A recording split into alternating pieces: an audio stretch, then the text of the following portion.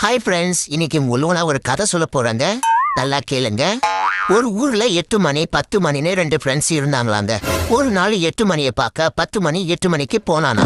8 மணிக்கு போன 10 மணி 10 மணி ஆகியும் 8 மணியை பார்க்கல. ஏன்னா 8 மணியில 10 மணியை பார்க்க 8 மணிக்கு போயிட்டானே. அதனால 10 மணியால 8 மணியை 8 மணிக்கு பார்க்க முடியல. 8 மணியால 10 மணிக்கு 10 மணியும் பார்க்க முடியல. 8 மணியும் பாவம், 10 மணியும் பாவங்க.